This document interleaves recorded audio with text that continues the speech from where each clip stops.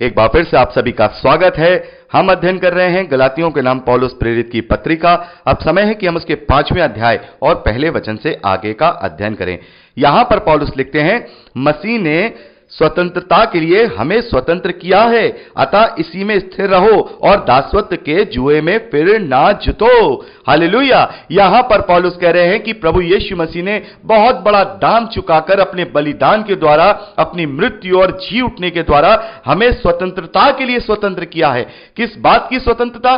तमाम आडंबरों से, तमाम धार्मिक अनुष्ठानों से, तमाम शरीर के द्वारा किए जाने वाले जो धार्मिक कार्य हैं, बलि विधान, इन सब से हमें स्वतंत्र किया है। मेरे प्यारे भाई बहनों, ये कितना बड़ा अनुग्रह मुझे और आपको मिला है। और हम देखते हैं अपने जब अलग दूसरे धर्मों में, दूसरे मान्यताओं में देखते हैं कि वो लोग किस प्रकार से धार्मिक चीजों में उलझे हुए हैं। केवल वो लोग यही करते हैं, लेकिन उनका जो पर्सनल जीवन है वो पाप में ही पड़ा हुआ है। वो लोग सोचते हैं कि हमने ऐसा कर लिया तो हमारे पाप क्षमा हो गए, हम गंगा नहा आए, हमारे पाप क्षमा हो गए, हम तीर्थ यात्रा पे चले गए, हमारे पाप क्षमा हो गए, सुबह सुबह आकर के हमने 2-4 लाइनें पढ़ के सर झुका लिया तो हमारे पाप क्षमा हो गए और परमेश्वर इससे खुश हो गया।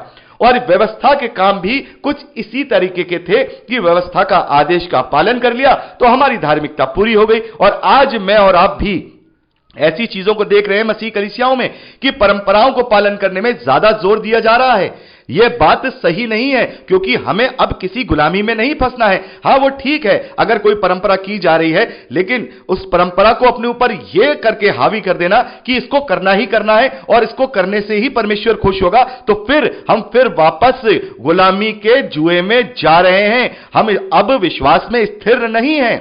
तो मेरे प्यारे भाई बहनों, यहां हमें कितना बड़ा अनुग्रह हुआ है कि हमें कोई भी ऐसा आडंबर नहीं दिया गया है कि हमें कैंडल जलानी है, कि हमें इस प्रकार से सुबह और शाम उठना है, हमें नहाना है, हमें पवित्र होना है, फिर हम जाकर के ऐसे ऐसे वहां पर आराधना करें, स्तुति करें, 2-4 वर्सेस पढ़ें, फिर ऐसा करें। नहीं, ये सब करने के लिए हमें बाउंड नहीं किया गया है। ये सारी चीजें हम अपने मर्जी से करते हैं। परमेश्वर के वचन को पढ़ते हैं, परमेश्वर के वचन को सुनाते हैं, सुनते हैं, एक दूसरे का विश्वास प्रबल करते हैं, संगति करते हैं, लेकिन कोई भी ऐसा धार्मिक अनुष्ठान हमें मुझे और आपको नहीं दिया गया है। ये कितनी बड़ी स्वतंत्रता हमें दी गई है, क्योंकि यदि हमें कोई धार्मिक अनुष्ठान दे दिया जाता तो आज हम भी शारीरिक होकर के शापित हो चुके होते।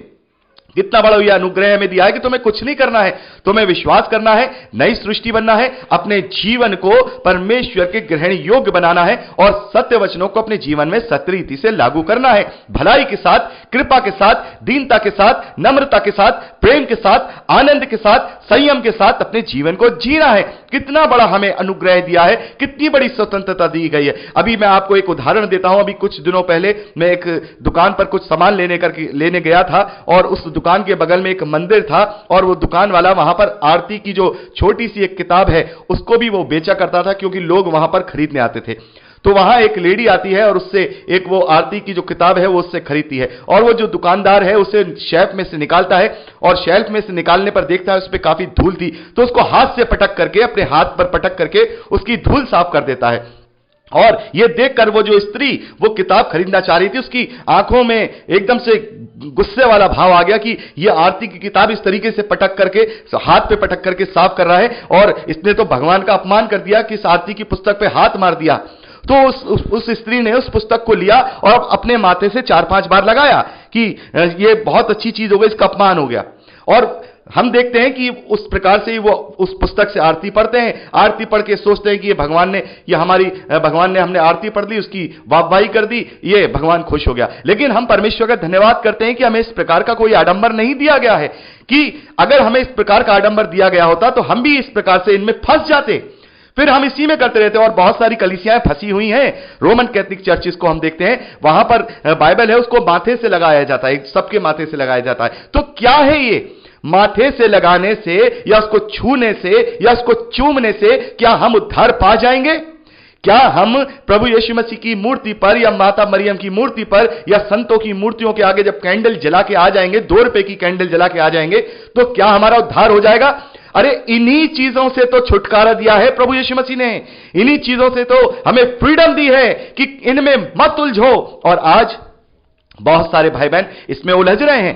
तो पौलुस ने उस वक्त भी समझाया है और पौलुस आज इन पत्रियों के माध्यम से आज भी समझा रहे हैं कि तुम लोग जो तुम मसीह के द्वारा स्वतंत्र किए गए हो और स्वतंत्रता के लिए स्वतंत्र किए गए हो, तो फिर उसी में स्थिर रहो, उसी में बने रहो, दोबारा से गुलामी के जुए में मत जुतो। कुछ नहीं होने वाला है उस कैंडल को जलाने से, कुछ नहीं होने वाला है बाइबल को माथे लगाने से, कुछ नहीं होने वाला है रोजरीज पढ़ने से, कुछ नहीं होने वाला है क्रॉस का निशान बना लेने से, कुछ नहीं होने वाला है अपने घर में ऑल्टर बना करके एक लकड़ी का क्रूस लगा के उसके सामने मोमबत्ती जलाने से।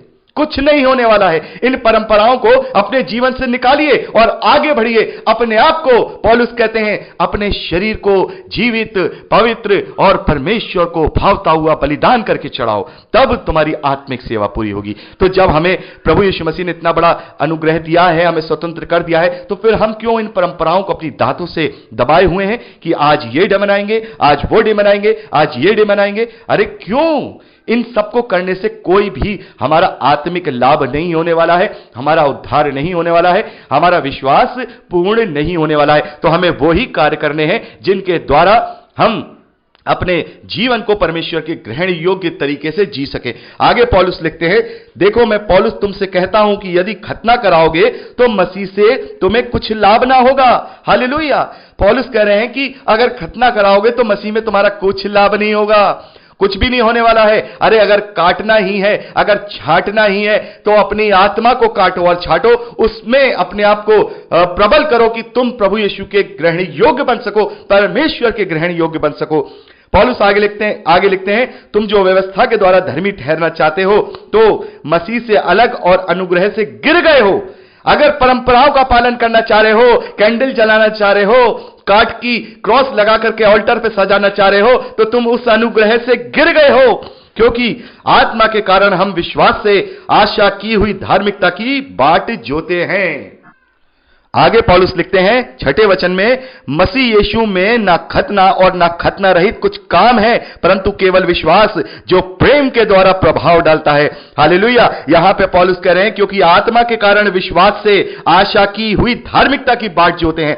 उस पवित्र आत्मा के द्वारा जिसकी छाप मुझे और आपको लगी है, उसके द्वारा हम विश्वास की धार्मिकता की बाट जोते हैं, उस आशा की, उस विश्वास की। हमें विश्वास है कि हम विश्वास कर रहे हैं, हमने अपने आप को नई सृष्टि बनाया है, हम अपने जीवन के चाल चलन को जांच रहे हैं, हम अपने चरित्र को प्रभु के चरित्र में ढाल रहे हैं। यही हमारा विश्वास है कि हम अपनी धार्मिकता को प्रकट कर रहे हैं। पौलुस कह रहे हैं, ना ही खतना और ना ही खतना रहित। अगर कोई ये कहे कि मैंने खतना करा लिया तो बहुत बड़ा काम कर लिया, अगर कोई ये कहे कि नहीं मैं तो प्रभु के लिए खतना नहीं कराऊंगा, तो ये भी कोई बहुत बड़ी बात की बात नहीं है। पौलुस कह रहे हैं कि कोई फर्क नहीं है, कराओ मत कराओ, कोई फर्क नहीं है। कराओगे तो भी कोई लाभ नहीं है, नहीं कराओगे तो भी कोई लाभ नहीं है। इससे कोई भी फर्क नहीं पड़ता।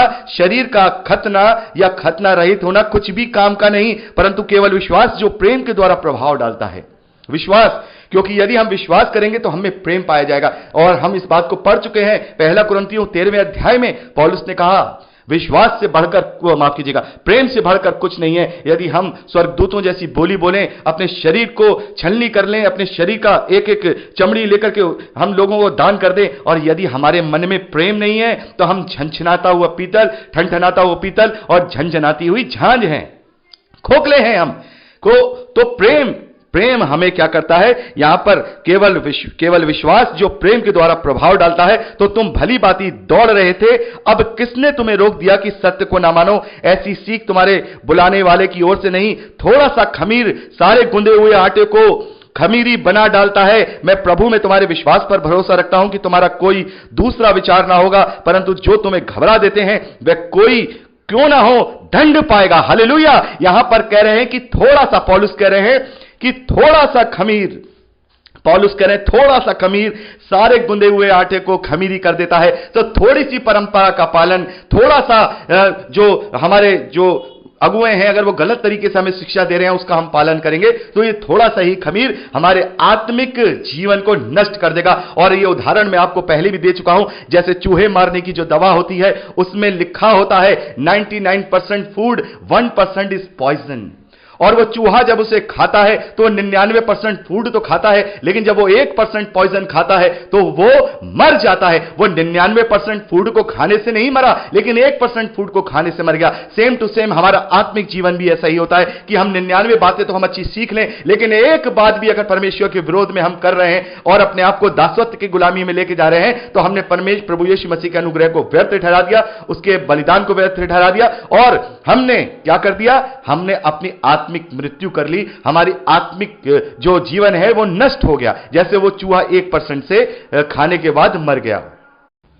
तो यहां पर पौलुस कह रहे हैं कि थोड़ा सा भी खमीर सारे गुंदे हुए आटे को खमीर कर डालता है। यानी कि थोड़ा सा भी खमीर अगर आटे में डाल दिया जाए तो वो पूरा आटा खमीरी बन जाता है। और इसका दृष्टांत हमें प्रभु यीशु मसीह ने भी दिया है। इसे हम मत्ती के सुसमाचार में पढ़ चुके हैं। तो मेरे प्यारे भाई बहनों, हमें ऐसे खमीरी शिक्षाओं से बचना होगा, हमें ऐसी खमीरी परंपराओं से बचना होगा, हमें ऐसी खमीरी बातों से बचना होगा कि कहीं ऐसा ना हो कि अनजाने में हम अपने आत्मिक जीवन को बर्बाद कर लें, हम अपने आत्मिक जीवन को नष्ट कर लें। और इसी बात को पौलुस कहते हैं, इस पवित्र शास्त्र के विपरीत या इससे हट करके तुम्हें कोई और शिक्षा दी जाए तो ऐसे लोगों को ताड़ लेना। इस बात को हम पढ़ चुके हैं रोमियो की पत्री में। ऐसे लोगों को ताड़ लेना और उन्हें अपने जीवन से दूर कर देना, उनसे अपने आप को दूर कर लेना, ऐसे लोगों को ताड़ लेना। तो मेरे प्यारे भाई बहनों, उस खमीर को हमें पहचानना होगा और उस खमीर को, उस झूठी शिक्षा को हम केवल एक ही रीति से पहचान सकते हैं, जब हमने पवित्र शास्त्र को अच्छी तरह से अध्ययन किया होगा। अगर हमें पवित्र शास्त्र को पवित्र आत्मा की अधीनता में होकर के समझा होगा तो पवित्र आत्मा हमें उन वरदानों से परिपूर्ण करेगा जिनसे हम ऐसे लोगों को पहचान पाएंगे। तो मेरे प्यारे भाई बहनों, हमें इस बात का ध्यान रखना है कि कोई भी परंपरा, कोई भी शारीरिक चीज हमें दासत्व के गुलामी में लेके जा सकती है। कोई भी चीज हो सकता है, किसी चीज को मानने के द्वारा हमारे मन में यह विचार आ जाए कि हमने ये काम किया है परमेश्वर के लिए और परमेश्वर इसके बदले में हमें धर्मी बनाएगा या हमारी धार्मिकता सिद्ध हो जाएगी। तो ऐसे कामों से हमारी धार्मिकता सिद्ध नहीं होती। चाहे वो कोई परंपराएं हो, चाहे कोई पर्व मनाना हो, चाहे कोई भी दिन मानना हो या कोई भी दिन सेलिब्रेट करना हो। तो मेरे प्यारे भाई बहनों, मेरे कहने का मतलब ये नहीं कि आपको ये सारी चीजें नहीं करनी है, लेकिन इनको परमेश्वर के लिए धार्मिकता नहीं समझना है। जैसे मैं आपको उदाहरण दे रहा हूं, मसीही विश्वासियों में 3 पर्व मनाए जाते हैं। पहला है क्रिसमस, दूसरा है गुड फ्राइडे और फिर उसी के साथ ईस्टर। तो ये पर्व मनाए जाते हैं। तो पर्व मनाए जाते हैं, पर्व मनाने में कोई भी बुराई नहीं है। हम आनंद करें, प्रभु की मृत्यु को याद करें, उसके जी उठने को याद करें, लेकिन हमें इसका मकसद समझना होगा कि ये मकसद क्या है, इन पर्वों को मनाने का असली मेन वजह क्या है। यदि वो हमारे जीवन में नहीं है और हम ये सोचें कि हमने क्रिसमस मना लिया तो परमेश्वर बहुत खुश हो गया, हमने ईस्टर मना लिया तो परमेश्वर बहुत खुश होगा, हमने गुड फ्राइडे को चर्च अटेंड कर लिया तो परमेश्वर बहुत खुश होगा, नहीं, वो तो एक जरिया है अपने आप को जांचने का। क्रिसमस जरिया है कि हम लोगों तक प्रचार करें, अपने बच्चों को बता सकें, उसके अद्भुत उसके जन्म की कथा को बता सकें कि कैसे वो कुंवारी मरियम से जन्म लिया उसने। अन्य जातियों तक वो सुसमाचार का प्रचार कर सकें ताकि वो लोग भी समझ पाए कि आखिर प्रभु का जन्म किस प्रकार से हुआ। तो ये प्रचार मकसद है, उसको सेलिब्रेट करना मकसद नहीं है। हाँ, हम आनंदित हो सकते हैं और हमें होना ही चाहिए, लेकिन बहुत सारी जगहों पर ऐसा मैं देखता हूं कि लोग केवल ये सोचते हैं कि नहीं, क्रिसमस से तो मनाना ही है, बाकी पूरे साल चर्च नहीं जाएंगे। क्रिसमस को, गुड फ्राइडे को और ईस्टर को जरूर जाएंगे, और जाएंगे वो भी चर्च के बाहर घूमते और टहलते रहेंगे कि कब ये सरमन खत्म हो और हम घर जाएं, वहां केक खाएं और लोगों को बुलाएं और दावत करें और पार्टी करें। तो मेरे यहां पर कहने का मतलब है कि इन चीजों में भी हम उलझ के रह गए हैं। हमें बचना होगा, हमें सही मायने में समझना होगा कि ये चीजें हम जो ये कर रहे हैं वो क्यों कर रहे हैं। गुड फ्राइडे हम इसलिए वहां पर जमा हुए हैं ताकि हम उसकी वाणियों को सुन सकें, लोगों को सुना सकें, अपने आप को हम दोबारा से तैयार कर सकें पूरे साल के लिए कि हमें प्रभु की वाणियों को अपने जीवन में ग्रहण करना है। ईस्टर वाले दिन जाएं और हम उसके पुनरुत्थान को समझ सकें कि कैसे अद्भुत रीति से उसका पुनरुत्थान हुआ, लोगों तक पहुंचा सके कि वो तीसरे दिन जी उठा। यह प्रचार का कार्य है।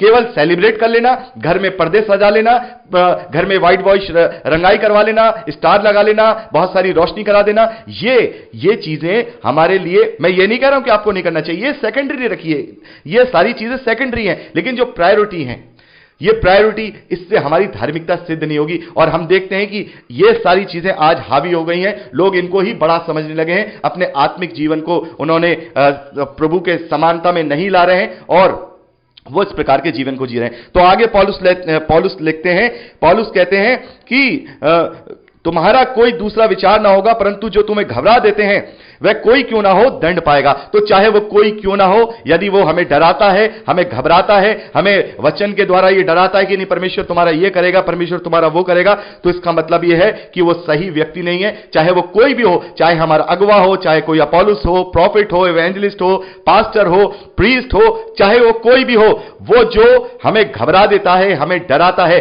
जो हमें सांत्वना नहीं देता, हमें धीरज नहीं देता, जो हमें उत्साहित नहीं करता, पौलुस कह रहे हैं कि चाहे वो कोई क्यों ना हो, वो दंड पाएगा। और जो दंड पाएगा, ऐसे लोगों से डरने की जरूरत नहीं है, क्योंकि मैंने और आपने प्रभु यीशु मसीह के विश्वास के द्वारा वो अनुग्रह पाया है, उस अनुग्रह के द्वारा हम धर्मी भी ठहरेंगे, अनंत जीवन को भी पाएंगे और उस परमेश्वर की सहभागिता में भी रहेंगे। तो यहां पर हमने 10वें वचन तक का अध्ययन किया, और मैं चाहूंगा कि अब मैं परसों बाकी का अध्ययन करूं, क्योंकि कुछ एक छठा अध्याय है और यहां पर हम देखते हैं 11वें वचन से लेकर के 26वें वचन तक का ये 5वां अध्याय है।